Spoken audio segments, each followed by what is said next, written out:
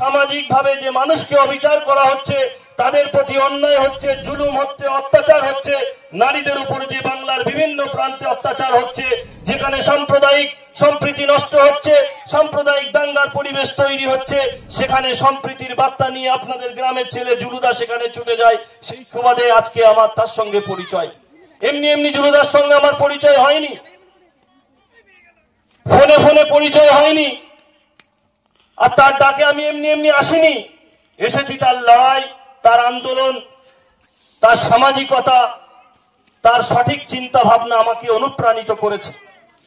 আজকে ফলে এই গ্রামে, এই প্রত্যন্ত গ্রামে, এই পিছিয়ে পড়া গ্রামের একটা ভূমিপুত্র হিসাবে সে বাংলার বিভিন্ন প্রান্তে, বিশেষ করে কলকাতার রাজপথে বহু অন্যায়ের বিরুদ্ধে আন্দোলন, বহু দুর্নীতির বিরুদ্ধে আন্দোলন, বহু অসহায় মানুষের স্বার্থে রাজপথে দাঁড়িয়ে আওয়াজ তোলার যে মহামিছিল, যে সংগ্রাম, যে আন্দোলন, সেখানে এই জুলুদা অংশগ্রহণ করেছিল। ফলে তার আন্দোলন, তার লড়াই, তার সঠিক চিন্তা ভাবনা আমাদেরকে অনুপ্রাণিত করেছিল বলেই আজকে সীমাদির মতো মানুষ, ব্যস্ত মানুষ, আজকে আমাদের মতো নগণ্য মানুষ আজকে আপনাদের গ্রামে আমরা আসার সুযোগ পেয়েছি। ফলে আপনাদেরকে বলে যাব, যে যে রাজনৈতিক দল করুন সেটা আপন জায়গায়। আমারও একটা রাজনৈতিক পরিচয় আছে, সীমাদিরও আছে, যারা মাইকের আওয়াজ শুনছেন তাদেরও রাজনৈতিক পরিচয় আছে, জুলুবাবুরও রাজনৈতিক পরিচয় আছে।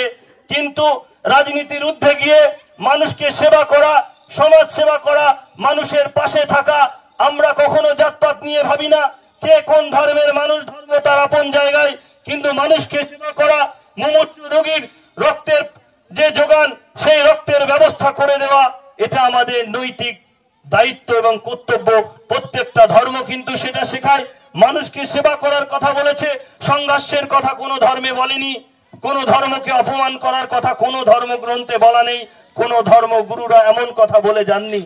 ফলে সমাজে আমরা বিভিন্ন জায়গায় লক্ষ্য করছি, কিছু অশুভ শক্তি আমাদের সুন্দর ভাবনাকে, সুন্দর ভবিষ্যৎকে, আগামী প্রজন্মকে, আগামী দিনে আমাদের ছাত্র যুব যারা আছে, আমাদের সুষ্ঠু স্বাভাবিক পরিবেশকে এক শ্রেণীর মানুষ তাদের রাজনৈতিক স্বার্থকে চরিতার্থ করার জন্য এই সম্প্রীতির ভারতবর্ষে, এই সম্প্রীতির পশ্চিম বাংলায়, এই রবীন্দ্রনাথ ঠাকুরের পশ্চিম বাংলায়, কাজী নজরুল ইসলামের পশ্চিম বাংলায় যে অশুভ শক্তির বিচরণ তৈরি হচ্ছে, সেদিক থেকে আমাদেরকে সচেতন হতে হবে।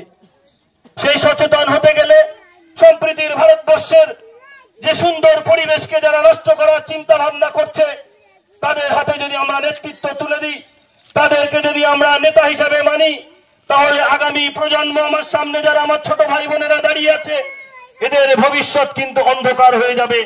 তাই আপনাদেরকে বলবো, যে যে রাজনৈতিক দল করুন আপন জায়গায়, প্রত্যেকের ভারতের সংবিধান স্বাধীনতা দিয়েছে রাজনীতি করার, যে যার ভালো লাগে রাজনীতি করবে। কিন্তু ক্লাব সংগঠন একটি সামাজিক সংগঠন, ক্লাব সংগঠন মানুষকে সেবা করার জন্য, এটার সঙ্গে রাজনৈতিক কোনো সম্পর্ক নেই। হয়তো এটা হতে পারে কোনো ব্যক্তি, সে রাজনীতির সঙ্গে ক্লাবের সভাপতি, সেক্রেটারি, কোনো পলিটিক্যাল দলের সঙ্গে থাকতে পারে, সেটা তার আপন জায়গায়।